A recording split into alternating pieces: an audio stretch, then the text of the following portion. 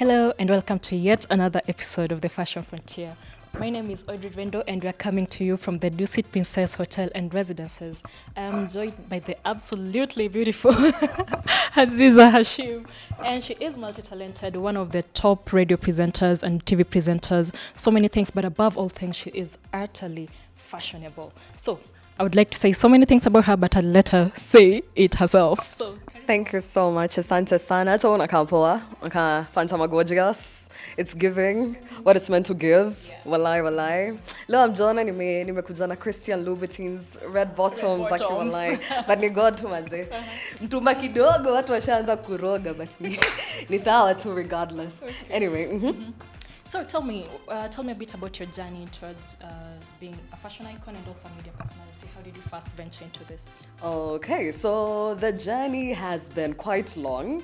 I think ever since I finished high school, 6 years now into it. So nothing happens overnight. It's been a lot of hard work, a lot of trials and errors. So when I was in high school, I was supposed to do medicine. I ended up not doing medicine. I've always been an A student my entire life. So got an A, I medicine. My mom was super supportive. My dad is an African dad, so he was definitely not having it. So ndo ameanza kubelieve sa ile anaona kwa TV anaambia mabeshte zake, "Oh ya oneni, that's my daughter." But sayo alikuwa he actually even told his friends that nafanya law because journalism for who? Journalism is not considered luxurious.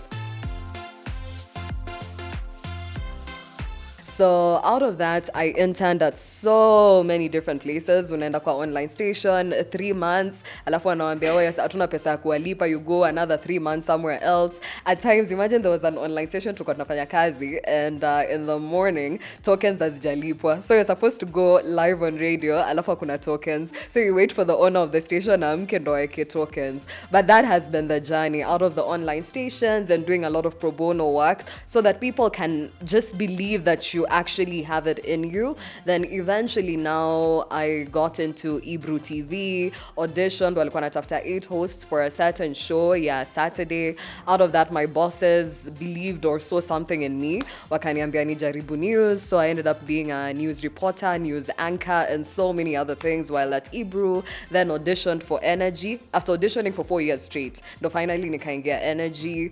And after kuingia Energy, now I transitioned to Teen Republic because they also put out auditions out there. So many auditions, so many free jobs here and there until finally ikajipa. Apart from that, I mentioned that she's very stylish. I mean, look at that. Okay, so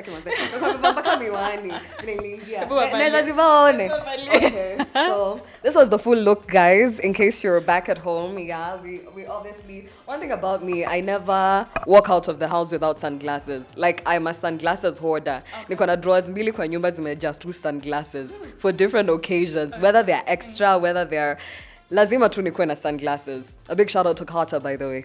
Okay. So, what was your journey into fashion like? Like, did you wake up like this, or did you just one day just decide to be fashionable? How was it? I was always a tomboy because I used to play soccer. Walai tena nilikuwa nacheza number 8. Niliingianga high school kama mini wale like wiki ya kwanza niko funky pale patch. So I was always a tomboy the larger part of my life, and especially because I had such a deep baritone, ilikuwa ina give to oya. Don't mess with me. Like after high school, I was experiencing a lot of acne and a lot of dark spots.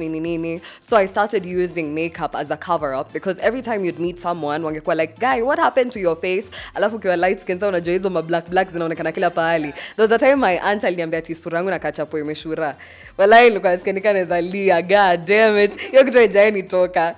So I used makeup as a cover-up, and then out of doing makeup and learning how to do my eyebrows, nikafungua biashara ya kuuza vitu za mtumba.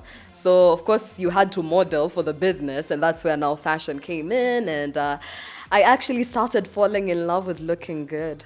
Okay. Yeah. So having mentioned soccer. Yeah. When mtu wa timu gani? Arsenal, ni aje watu wangu Arsenal. Season ya Gunners. Kwanza hii weekend mambo ilikuwa matatu. Gabriel Jesus halas.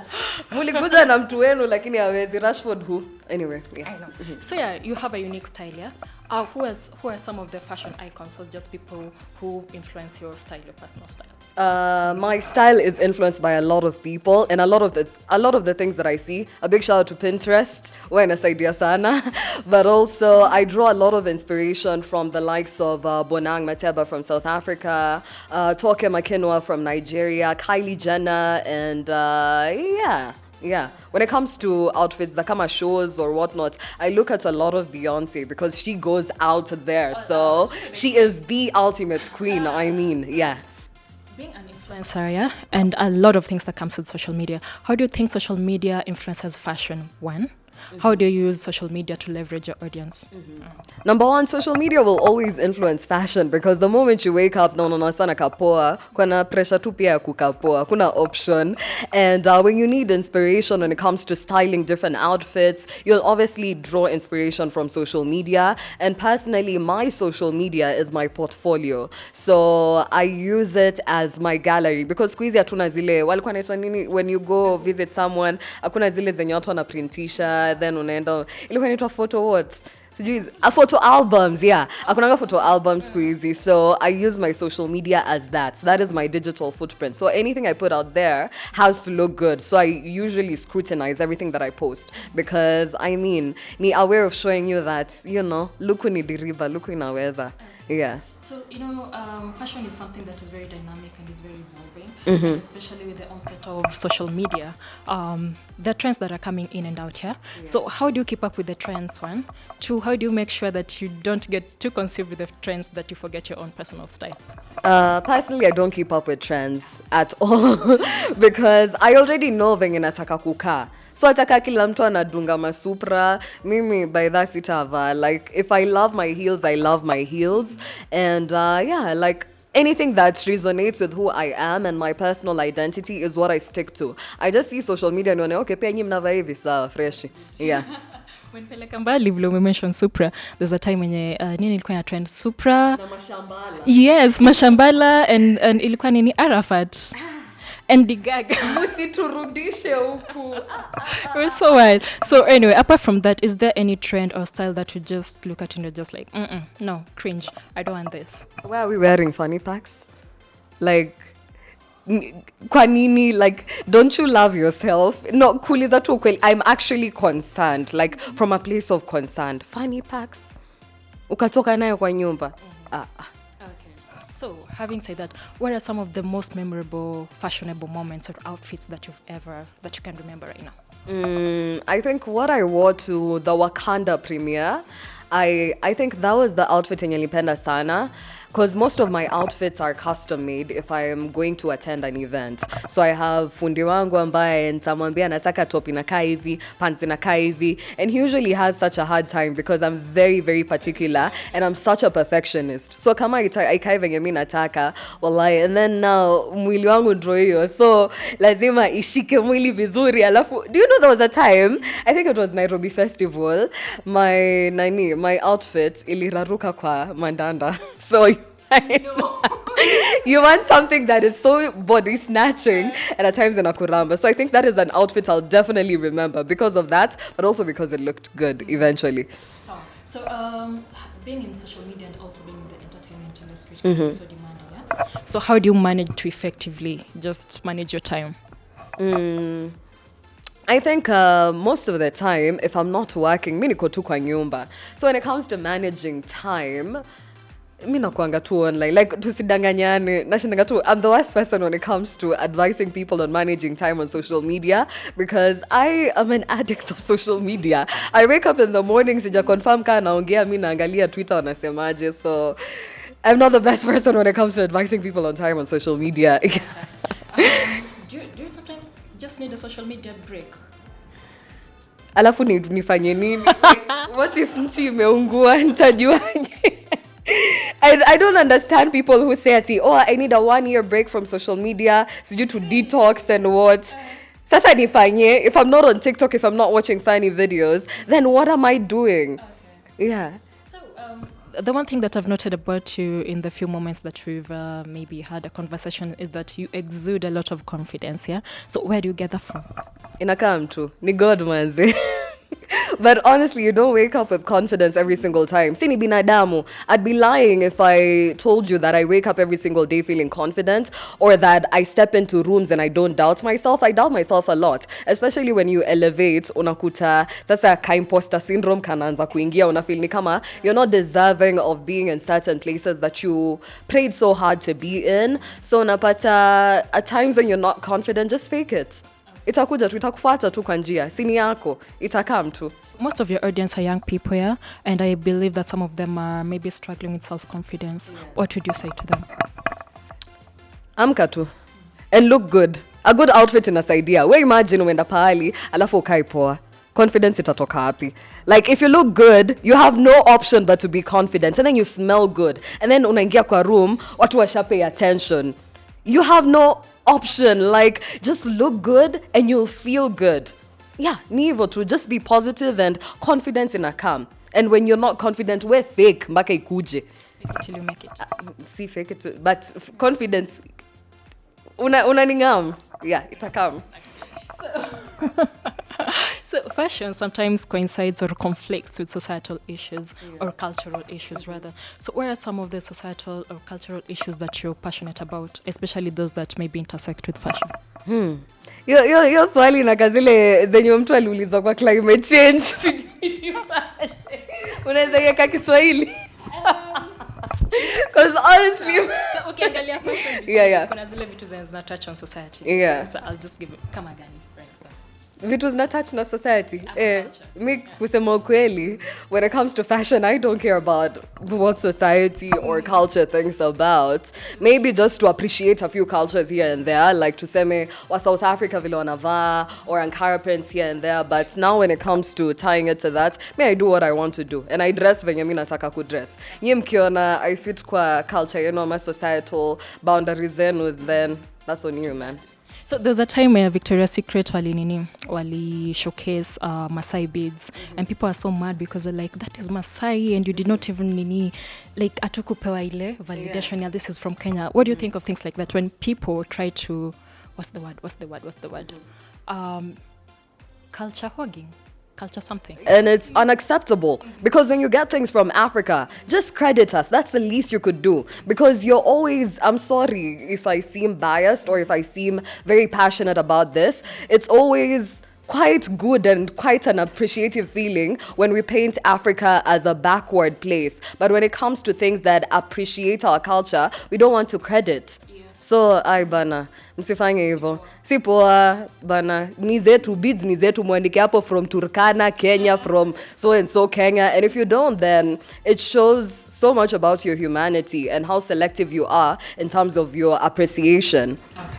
So if you could maybe collaborate with any fashion brand or designer, who would it be, and what sort of project would you put out? What would be your vision? I have owned my own clothing lines before, where I used to maybe sell clothes or do clothes for wanaume, nilikuwa nafanya kanzu na whatnot. So I would love to bring back my own fashion brand, whereby it's all about people who are bold, people who are unapologetic when it comes to what they wear, and people who are not tied to one way of doing things. But now that tunatupa CV, watu wa Dendri, hi so much. Watu wa Home 254, unasemaje? Tuchangamke hiyo story. Memskia. Yeah. So yeah. Friends are wondering, after your exit from Saturday Teen Republic show, what next?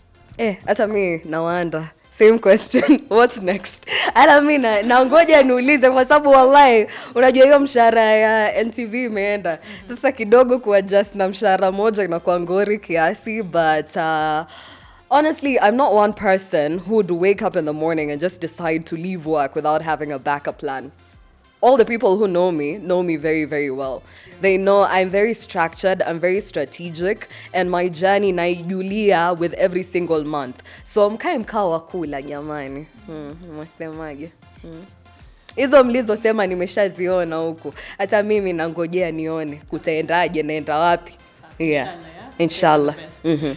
So, what do you expect from you in future? I mean, aside from the fact that maybe we don't know what tomorrow brings, but if it were to work your way, what would you expect from the future? What are the things that you're working on? Everybody who knows me and knows my journey wanajua how passionate I am about going to Hollywood, because I grew up watching a lot of female brands, especially in the 254, and all the people I looked up to, unaona wakishafika up to a certain level in Kenya, inaishia hapo. Either you become a manager somewhere, ama like unaenda unaolewa tu alafu imeishia hapo, but who says it has to end there? So for me, I want to go to Hollywood, the Trevor Noahs of Africa. If Trevor Noah could be able to fika pale, if Elsa Majimbo, our very own, could be able to go to Hollywood, it's an inspiration that we can also make it there. So until you see me on E! News, until you see me on the BET red carpet or even hosting BET, then the journey has not begun yet. Girl, we're there with you and you're praying so hard that you get there. And you're almost getting there because you recently got nominated for 2 awards, not even 1, but 2 awards. Please tell us more about it. Acha nikushow, God amekuwa anacheza kiee. Let me tell you, kuna ata award before that one that I was actually nominated for and actually won, and that was my first award to win. Mimi nilikuwa home nimelala. Na mkasubuhi, a friend of mine who was hosting ananiambia, "By the way, unajua nishinda award jana?" And I'm like, "Huh?" Because I never expected it, man. I never expected it. So thank you so much, Walai.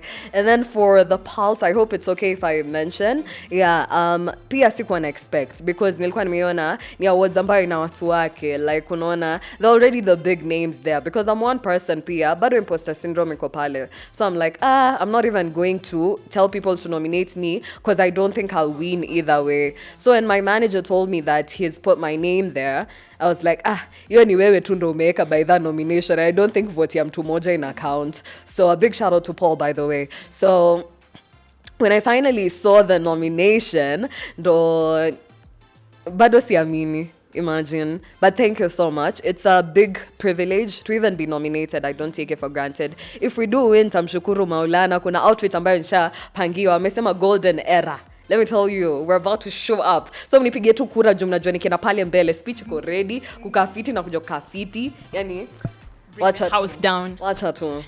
Tutatia. What are some of the things that you'd like to tell people, people who are fashion forward, but also people who want to pursue the entertainment, careers in the entertainment and media industry? What would be your word to them? What do they do? How do they gain the self-confidence and all of that? Yeah, so number one, we need to understand that the dynamics of mainstream radio and TV have changed so much. Social media plays a very, very, very big role in you getting the jobs that you want. Because for a long period of time, nilikuwa nashinda nimejiuliza, mbona naenda na audition hizi places and I think maybe I have a good voice, but I don't get the jobs. But unapata, it's more than the talent, it's more than the voice, it's more than the degree that you have. It's a lot more about how you package yourself. That's why utapata kuna watu huko nje, kina Eve Mungai, kina Presenter Ali, who are cashing in a lot of money from media. Because they've beaten the odds and they've decided to go the extra mile. Uko na simu yako, unafanya nini nayo? Unaishinda ukicomplain, why are they picking the same people? Juu wako wazuri kwa social media. Wewe umefanya nini kwa social media? Mbona hujajiweka out there? So it's about you putting yourself out there. The dynamics has changed. Like, hakuna mse anakuja akuchukue yo na kupatie job at internship ni nini hivyo. If you're waiting for that, then I'm sorry, you'll be waiting for quite a long time. Put yourself out there. You have a phone, ni 1080, ni 4K. Shoot nayo. Itajipa eventually. There's TikTok. There's Instagram. There's YouTube. You're not being charged a membership fee kuingia kwa hizi social media platforms. Put your craft out there. The reason as to why I eventually got into Energy, you can watch my first video, 2 kids auditioning for Energy Radio in 2018. I didn't get it because I wasn't it. Sikuwa nakapoa, sikuwa nimejibrand fiti, nilienda kanunua wig, nilienda nika make sure najua kuchora eyebrows. So you have no reason not to employ me. The talent is there, the branding is there. I look like the brand. You embody the brand kabisa. And if you're a comedian, if you're a dancer, it's an added advantage. Do what you're good at and they'll find you. Okay. Yeah. No problem. So there's always been this kati ya watu wenye study journalism, people actually have degrees. Yeah. And the people who get selected, let me just use this word loosely, randomly to hold those media jobs. What's your stand about that? I have a Bachelor of Arts, or currently I'm pursuing a Bachelor of Arts degree in Journalism and Media Studies. Sijamaliza UN. Because to be honest, our curriculum is very outdated. Ukiingia huku nje, mimi Wallahi, I'm sorry but let me just say the truth. Oh, finally somebody said Fika pale unafundishwa, you're someone who's doing journalism. The first time I saw a teleprompter ni nikiingia screen test Ibru. Meanwhile unakutana na wase wa other universities like let's say Daystar nini, wako pale wanajua kusoma kwa teleprompter, wanauliza this is the auto cue, okay so let's go. Mimi nauliza watu so nasoma hapo ama ni aje, but unapata vitu zingine ni god. So our curriculum is so outdated. Types of microphone, unaekewa projector pale, unaoneshwa ile pale ni condenser microphone, or when you're giving your practical work mnaambiwa mtu mwenye ako na simu ina shoot 1080 ama 4K ndo atawashutia kwa hiyo group work yenu. Meanwhile the people who actually use these cameras. So if you talk about your degree haikusaidini because degree yako iko outdated. If you don't go and volunteer out here, if you don't push yourself even with your social media platforms, then utashinda complain. I find it, me si nimefanya degree, I've gone the educational way, but I had to put that aside and intern and do all this pro bono work. And there's something about us Gen Zs to go like, no, it's giving slavery, it's giving Zimbabwe, like I'm not going to do this nani free works and everything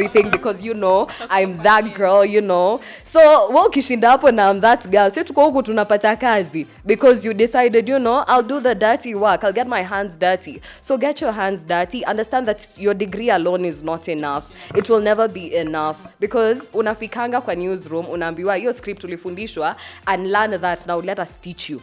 Until you go there and volunteer utajuaje? That's a good question. There's so much to learn from this interview, and it's an interview that I have enjoyed immensely. Asante sana mama. So